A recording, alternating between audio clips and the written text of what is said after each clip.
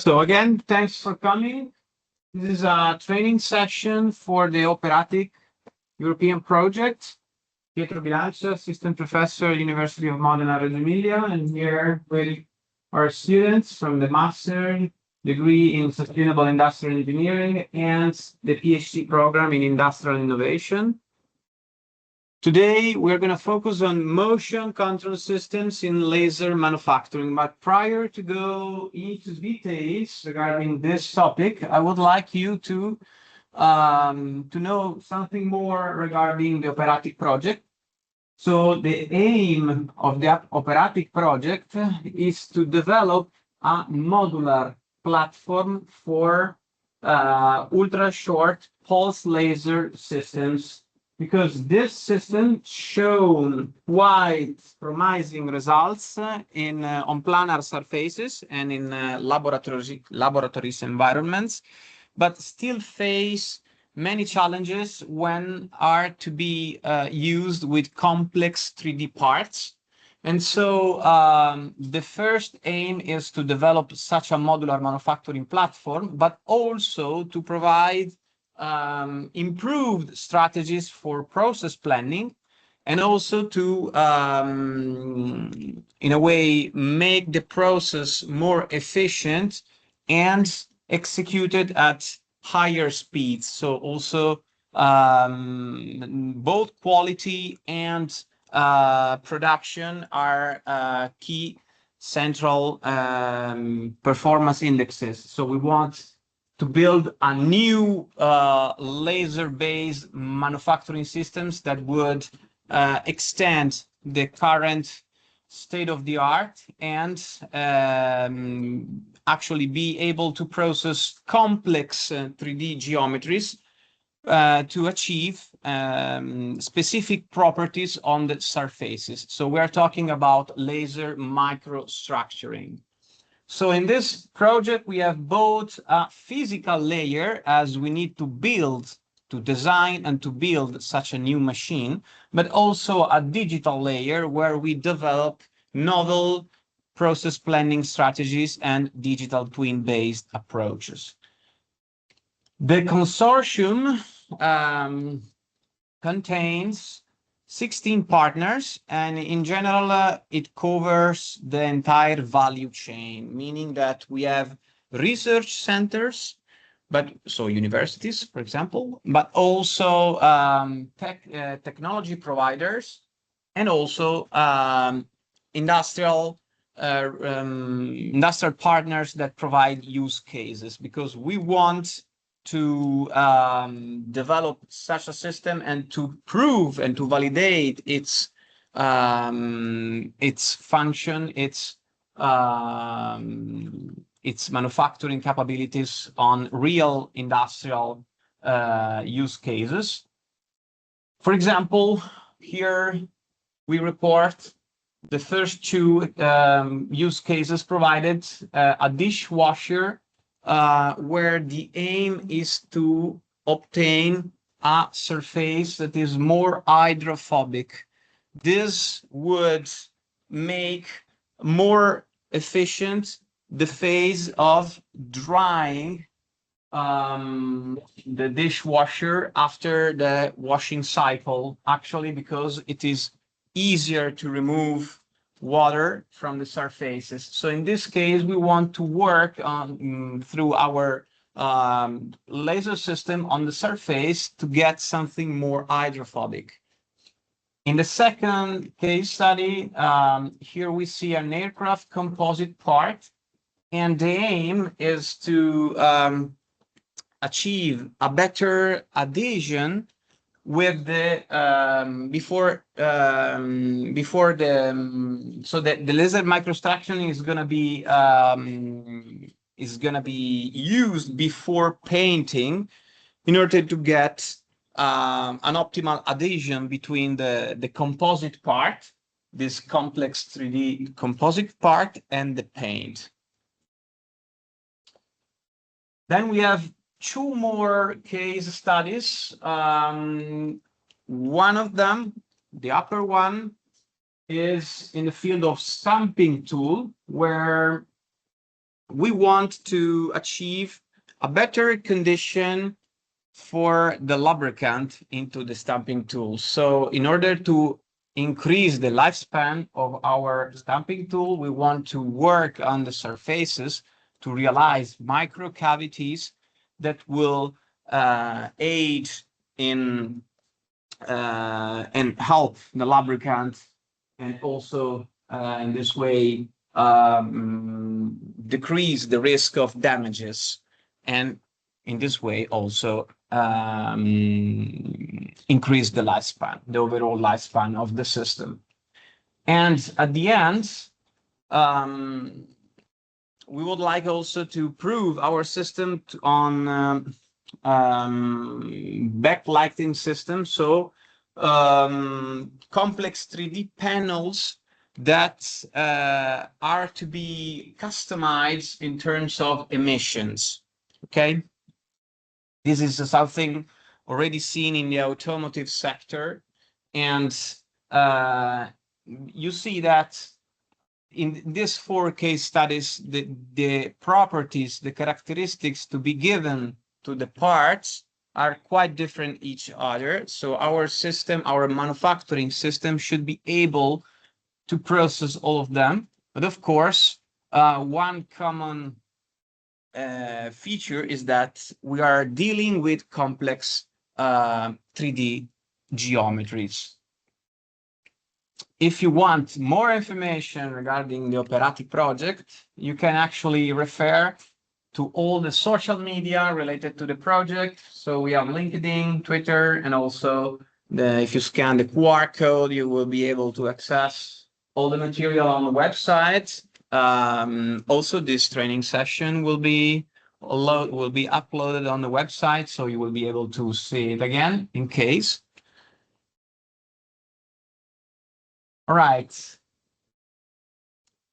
Let's talk more about what we came up with regarding the novel laser machine. So the laser machine consists of a 5 degrees of freedom manipulator that works with a laser head, okay, that is mounted on its end effector. So here in this slide, you see the embodiment design of the 5-axis manipulator. So is a Cartesian-based architecture with 2 rotational axes.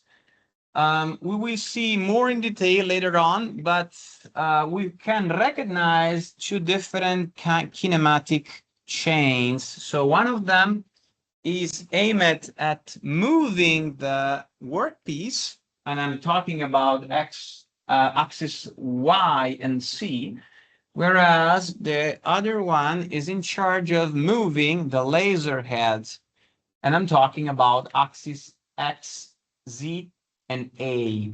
Okay. Overall, the machine will look like this. So this is the final design with the enclosure.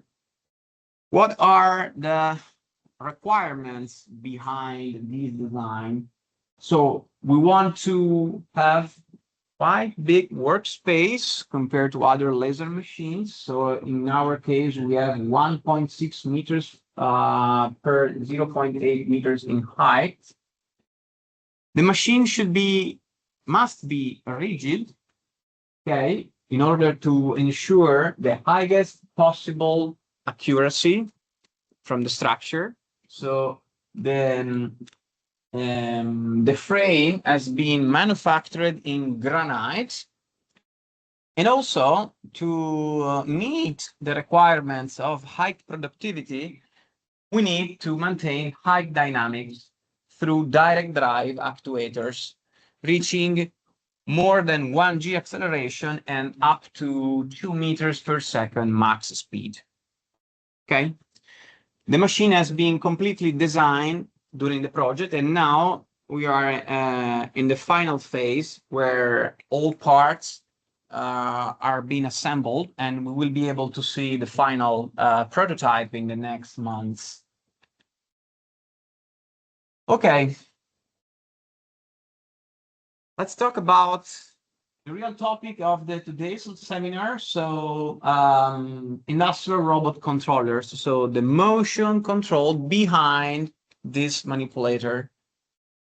Prior to go into details regarding the operatic project and its manipulator, I'm gonna give some fundamentals regarding motion control and industrial robot controllers, covering common architectures, operation modes, and implementations.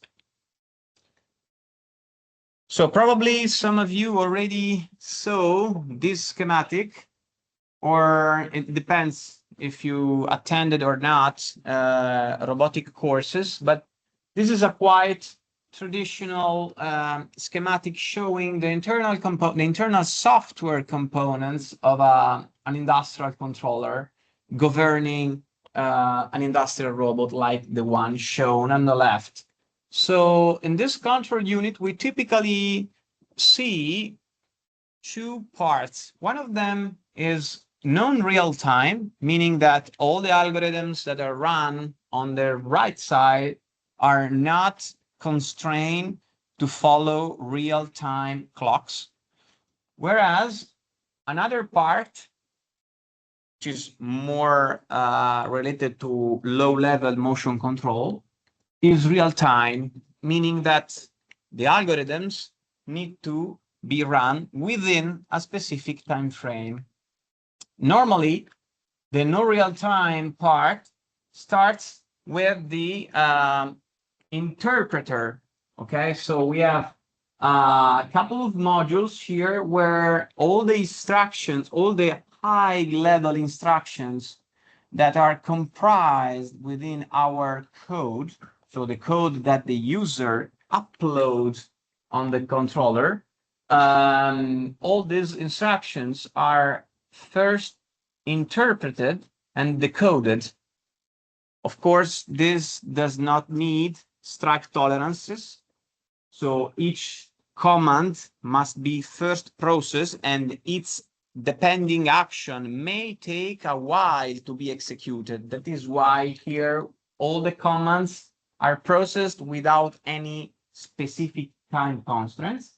And then after parsing and interpreting, for example, the motion commands, which could be, for example, the request for executing a point-to-point or a linear movement, in the subsequent phase, the controller executes the trajectory planning, meaning that the 3D geometric path in the task space is created with all the mathematical and physical constraints of the specific manipulator.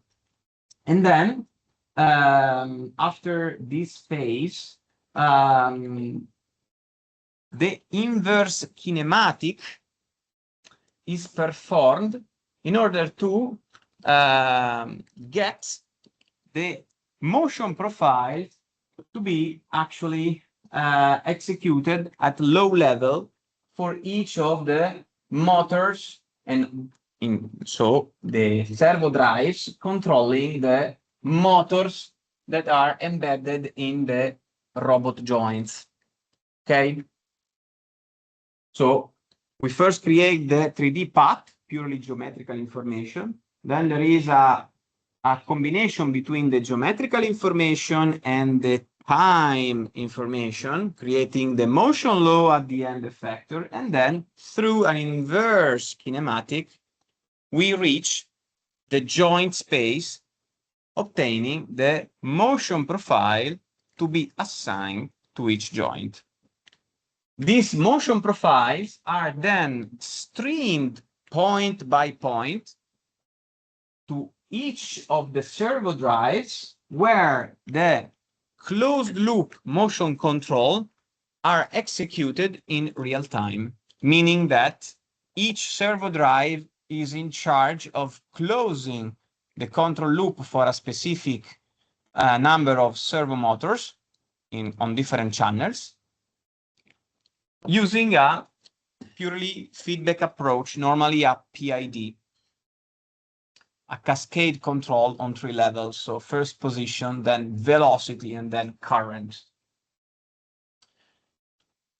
On the real-time area of the schematic here, we also see an I/O module. So normally industrial robots, when are configured, they need to be customized, because each robot control unit must work in a specific industrial environment where the field bus may be prescribed. So the I/O module is something that can be customized during the purchasing of the robot, because the robotic plant may need an Ethercat or another kind of field bus, such as the Profinet. This is a real-time interface with which the robot exchange information, so data, so signals, with external devices such as a PLC, sensors, or other boards and controllers. Okay, what are the typical problems with this common architecture of industrial controller? We kind of see an overview in this slide. So we can identify at least 5 or 6 issues. The first one is that using a standard controller, every time we need to add a change to our robotic program, this change must be coded into a new script. The new script must be downloaded, and then after debugging, of course, the production must be stopped. And then after checking the new program, we need to run a first movement at very low speed before being at full speed again. So before the robotic system reaches its target production again. This may be an issue regarding loss of time and efficiency during production. Also, we see that issue number 2, we have plenty of robots available on the market. They present similar instructions, similar syntax regarding the programming, but different languages. Okay, meaning that in our production system, probably we will need skilled operators to deal with different programming languages. Because differently from the machine tools world, where the G code has been defined by the ISO and now it's used for every machine. In robotics, this is not possible due to the fact that many producers are against this general and unified code. Then, issue number 4 here on the slides. Actually, we are capable of programming our robot by simply providing a list of predefined instructions, but we have no access to what is the trajectory at low level. So all the steps described in the previous slides are kind of black box, and the user may not access low-level control layers, so may not understand and may not know perfectly what the robot is really executing, okay? Then, as we know, issue number 5, we have hardware issues. So although many components are of very, very high quality, and their producers claim, for example, for the reducers installed in the robotic joint, they claim quite limited backlash. Such backlash is unavoidable, and so due to manufacturing problems and tolerances, And so if we just propagate the effect of each joint on the entire open kinematic chains, we see important deviations, important accuracy error, motion errors with respect to the ideal conditions that is normally programmed and planned within simulation software. At last, issue number 6. Usually, industrial robots controller present quite obsolete components. For example, very limited amount of memory inside, which which actually cannot handle important file download, and important meaning in terms of size. So if we have low memory available, we cannot potentially achieve and download, for example, compensation models. And so we need to deal with a very, very, very limited amount of memory and a very obsolete computer. The table here shows possible solutions to these issues in terms of external coordinator, external trajectory generator, and open controller. We see that external coordinator may be used to solve the issue 1, 2, and 3, while could not be useful for the remaining ones. The external trajectory generator, meaning that instead of using motion instructions, we provide point by point our trajectories through an external source, can be used just for the issue number 4, while open controller seems to be usable for achieving better performance regarding all the issues raised. And this is quite promising, though it needs much more work, as many of the modules that we saw before must be replaced with new ones. We see kind of this replacement in these slides. So we see that for the external coordinator, the point is to have an external PC or PLC capable of sending instructions to the robot controller. So instructions that are not more loaded on a single file downloaded on the controller, but rather are streamed one by one by an external environment.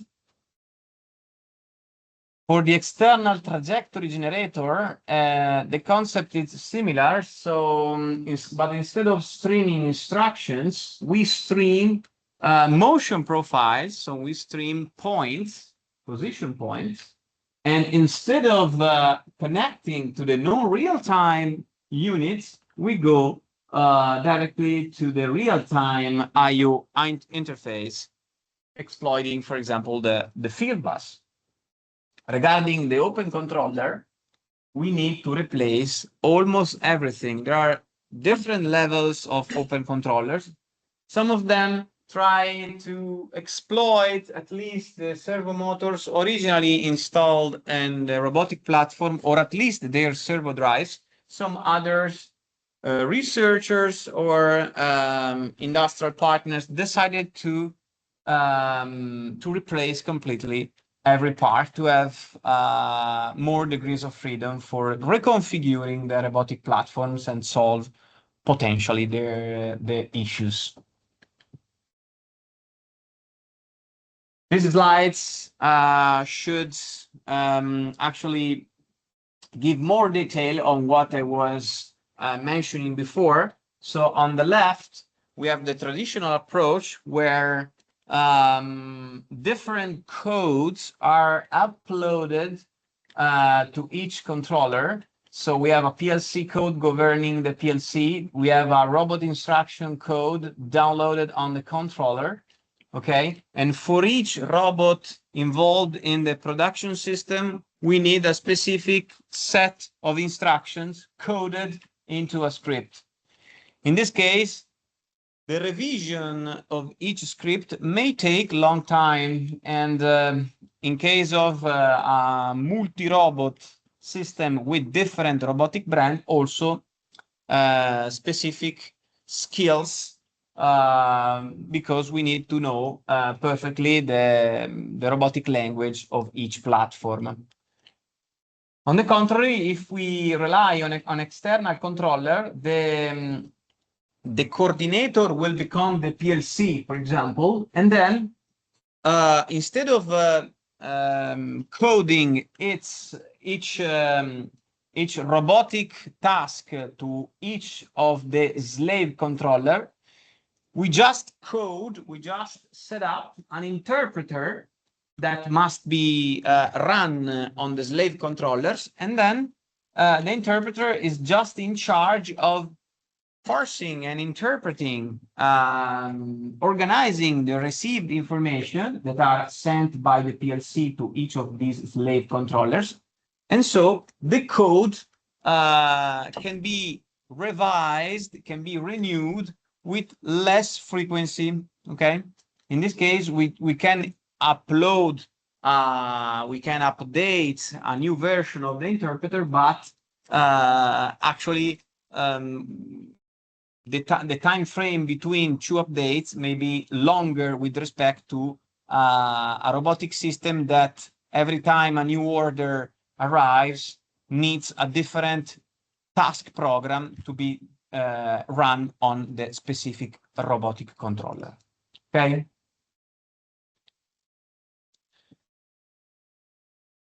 This is a schematic of the external coordinator.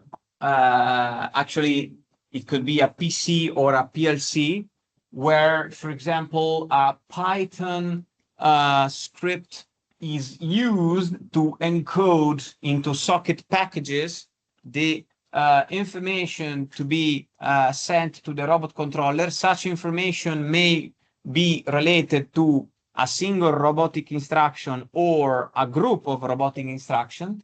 And then on the robotic controller, on the robot controller, we have two scripts running on at two different levels. So the first script runs on the Windows partition and is in charge of decoding the messages that are received by the client PC through a TCP/IP socket. And then after decoding the package, this application should be able to write and read specific variables into the robotic program, okay? The robotic program is organized as a state machine where different states cover different instruction types that are triggered and configured externally through the bridging system described above. So the application running on the Windows partition. Here we have an example of a robotic platform, a KUKA platform, that is in this approaching the warehouse. The tool magazine is taking a gripper, and then it's going to lift the workpiece. All these instructions, all these motion instructions, and also the I/O governing the actuation of the gripper device are managed with a Python script running on a standard PC rather than a robotic program running on the robot controller. We see that there are no important delays, as if the script is organized in the way that bottlenecks are avoided in the communication, we don't see any delay related to the instruction streaming. And so the process is run in the same cycle time as it would be with a standard script running on the robot controller.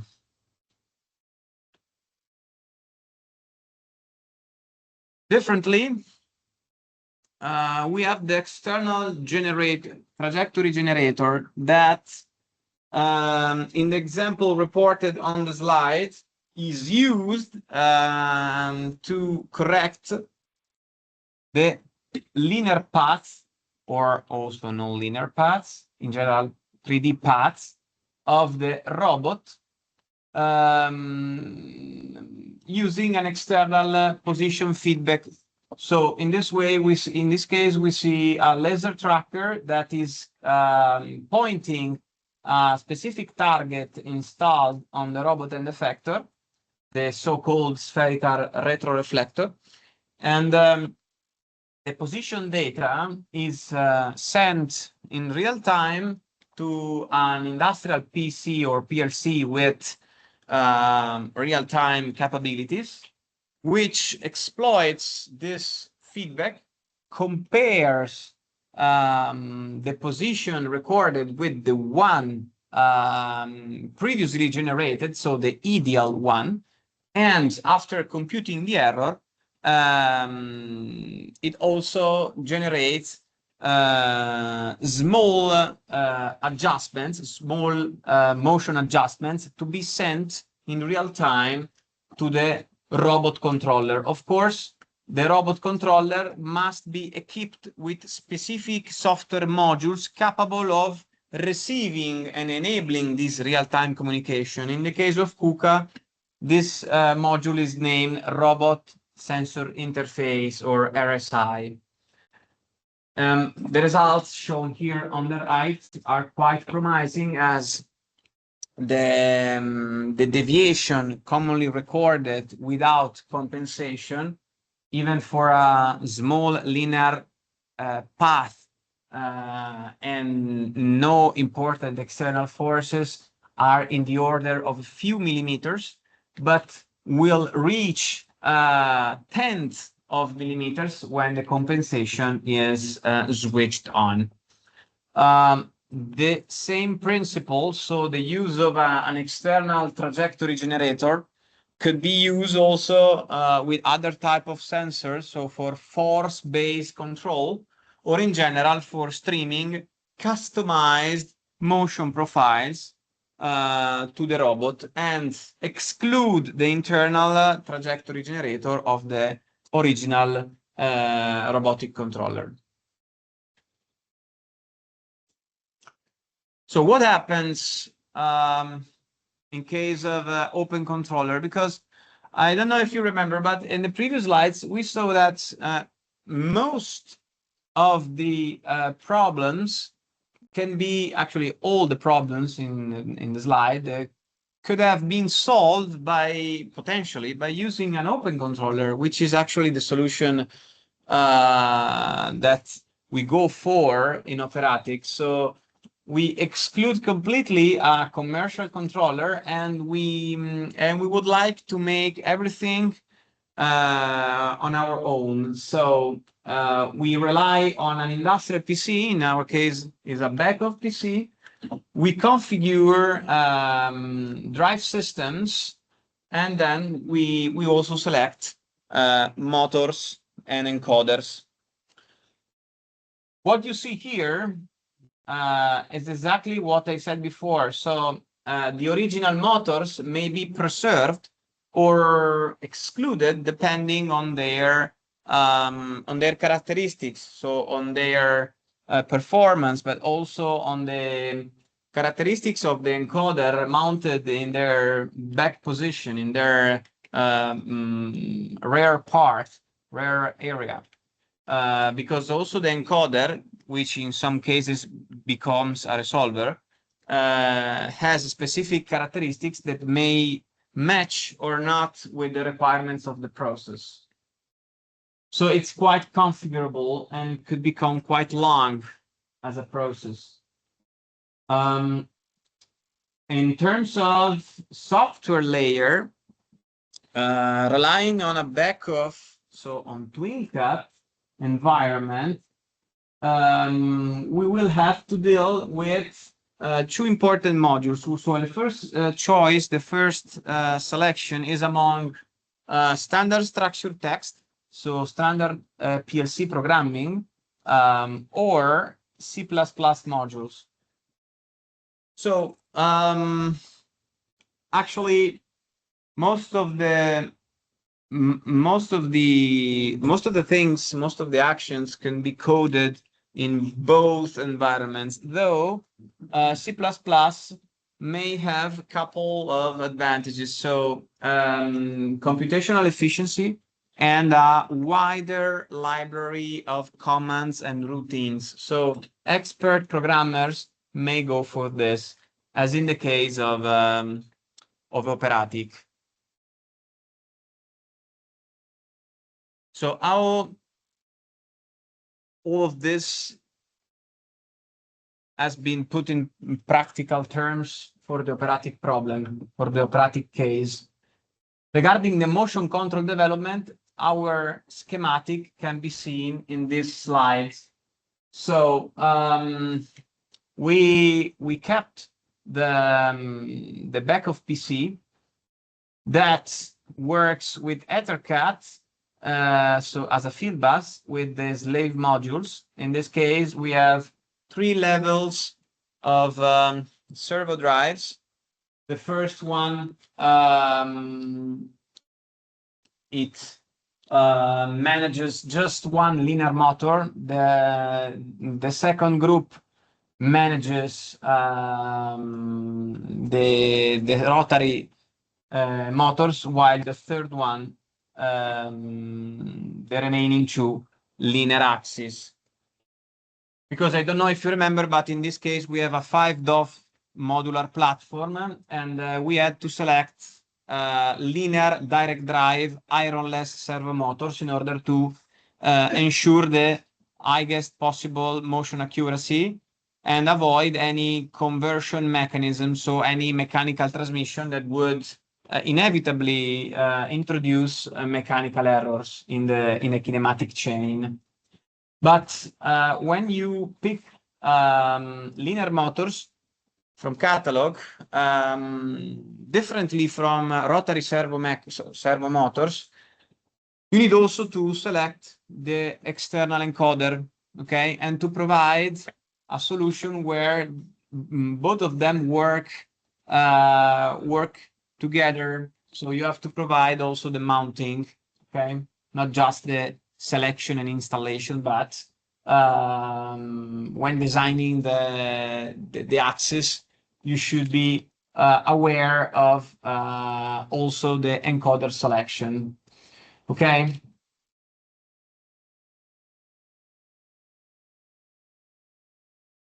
How was organized our development? So, as I said, it's a C++ solution. So every module of the controller has been coded with the C++, within the C++ environment in TwinCat. And our PC-based solution makes use of 5 principal modules: an interpreter, an interpolator, a servo controls module, and then, of course, behavioral modules covering kinematics and dynamics. Then at the end, through an EtherCAT field bus, we communicate the set points to each of the servo drive governing specific motors, either single channel or double channel. Here you also see a capacitor module, which is an important element that we had to take into account for our system, as during a regenerative break, part of the energy flows back and needs to be managed, either dissipated or stored or given back to the mains. In this case, the problem was also related with the electrical characteristics of the selected servo motors, because we make use of iron-less servo motors that work with a DC bus voltage around 330 volts. And in order to keep such voltage level and not not pass a safe threshold, the capacitor has been installed in order to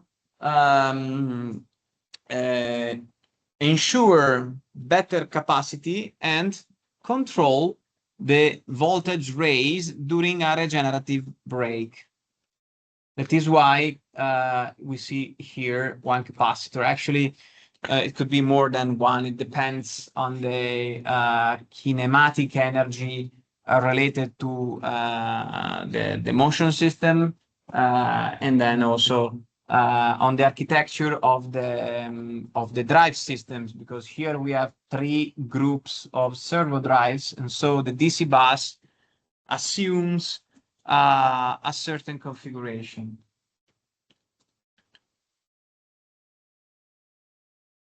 This actually is the same concept before. So regarding the first module of our PC-based solution, so the interpreter, what does it do?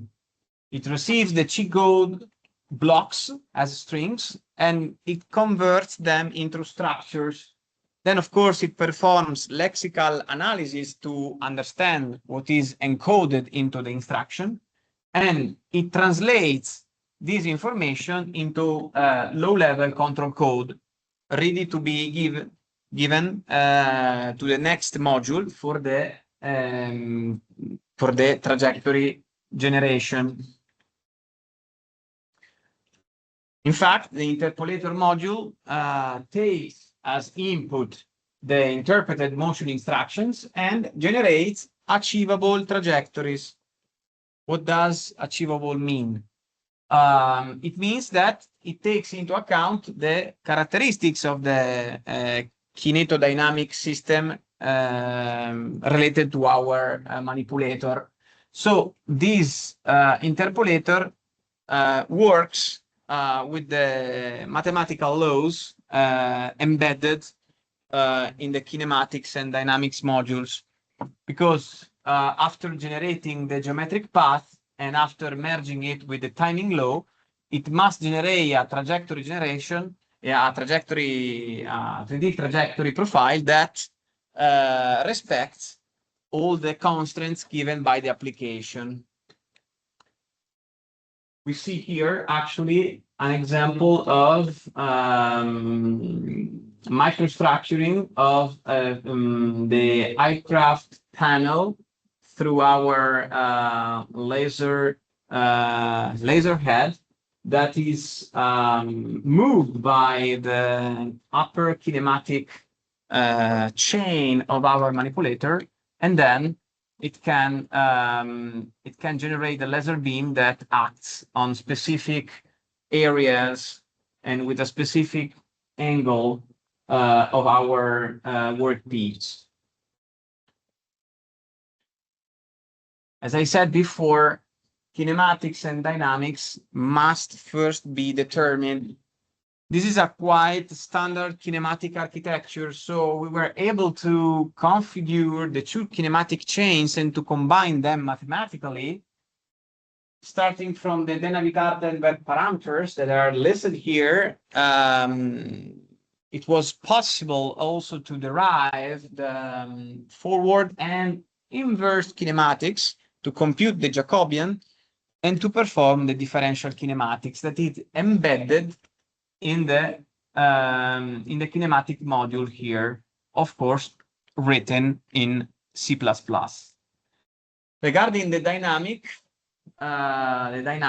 we used a Newton-Euler formulation with the standard terms, and some of them must be validated. For example, frictions have been assigned as a first attempt tentative regarding the coefficients, but these coefficients should be refined once the manipulator is available, the physical one, I mean, and initial tests can be run with the aim to identify the friction coefficients to be effectively assigned to this term. And then the servo control system. This is a good point that makes difference with respect to a standard architecture, because even though the servo drives, the commercial servo drives are capable of closing all the control loops, so position, speed, and torque, or current. And so in that case, we commonly refer to position control, and from the PLC or PC, we just send position set points to the servo drive that is then in charge of everything else. In Operatic, we decided to split this approach and to close the first two loops within our C++ environment, meaning that we do not send position set points to the servo drives, but rather we send torque set points to the servo drives. This enables us to run at a cycle rate much better. So reaching up to, meaning reducing, up to 62.5 microseconds, which is 16 kilohertz, something that is quite rare commercially, where position cycles or control cycles of 250 micro or 500 micro, even 1 millisecond, are the standard. Okay.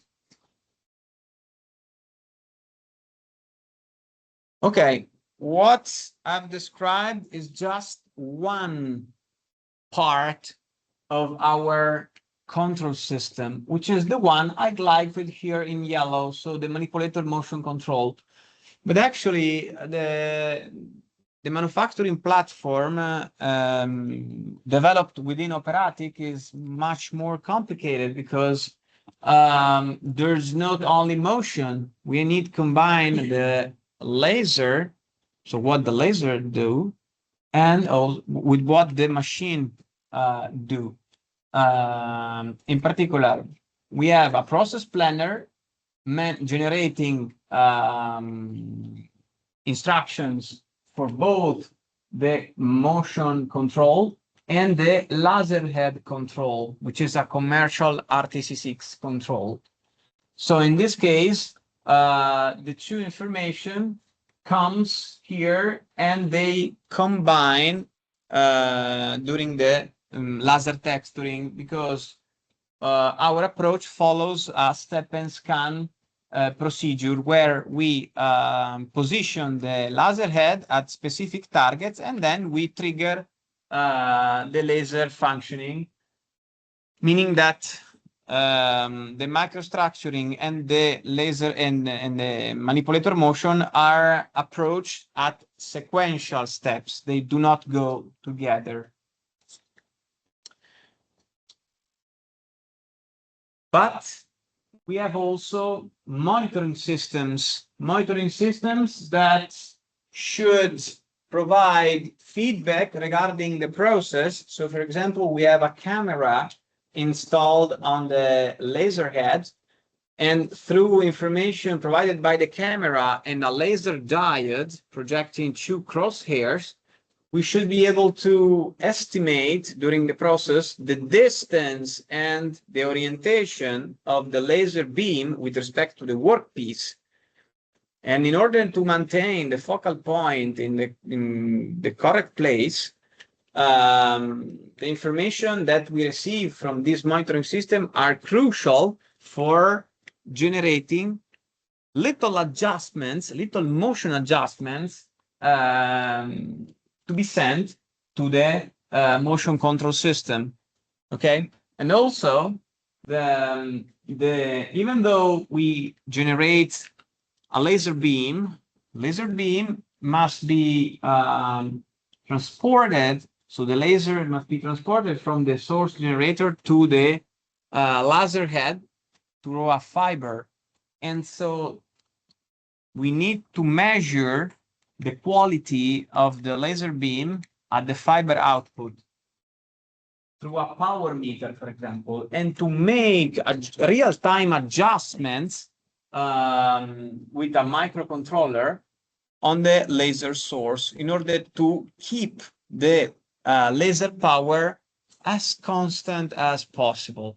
So if we just zoom out from the previous motion control, we see much more complicated framework where many actors must be connected together and must work together in the best way possible. What can we do to ensure the high process quality that we are looking for during the project?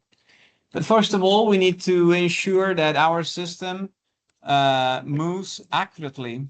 Okay, so we need to reduce motion errors to the extent possible. This is just an enabler. It's not sufficient because, as I said before, we should also compute little adjustments based on the monitoring system installed on the end effector, measuring the distance. And if we want to be faster, okay, even faster, we should probably consider to work in a continuous mode rather than on a step and scan mode, meaning that we need to generate trajectories that are split in part to the robot and in part to the laser system. So this is we need to interpolate at least one more axis, which is coming from the laser. Okay, and if we want to generate point by point such an interpolated 5+1 trajectory, we need to establish a high-grade, robust connection for data streaming between the two controllers. Okay. Starting from the motion system, which is the focus of today's seminar, we have some instruments that could be used to assess the current performance of the motion system and to potentially achieve better path following and reduce errors. One of them is a tool typically used in the CNC machines, is the bull bar. Bull bar is a linear transducer that is commonly used for circular movements. It just provides the elongation of the transducer in a very, very tiny interval. And so through the software, we can run an entire circle on a specific plane and then repeat the test on the remaining two planes to construct a 3D map of the path error performed. Which kind of information should we get from this measurement? Actually, more than one. On the right, we see examples of circles and a possible diagnosis for each of the shapes identified. We can actually identify backlash errors, but also the effect of geometrical errors in the machines. So meaning that the structure, for example, the granite, or maybe more easily the mechanical axes mounted on the granite structure have been mounted with slight errors, and this reflects into the end effector motion that is coming from the interpolation of at least two axes.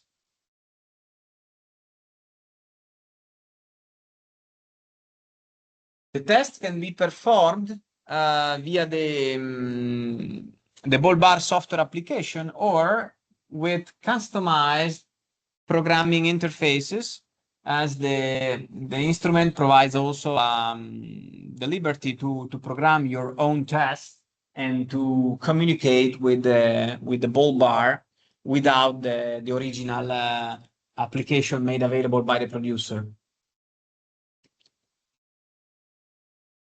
Another type of test that is being run on the operating system makes use of the laser interferometer.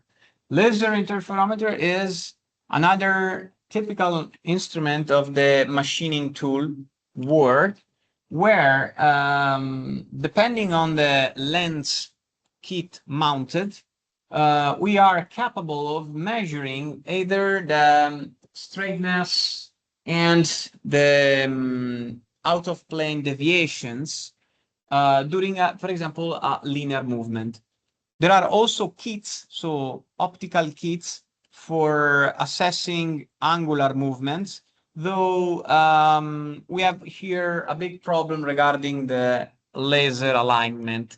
So the laser alignment is lost after small angular deflections. So let's say that this system is much more used for linear movements, even for quite long axes, in order to measure how much is the error when running a single stroke, an inline error, but also, as I said before, deviations from with respect to the ideal linear path, so orthogonal deviations.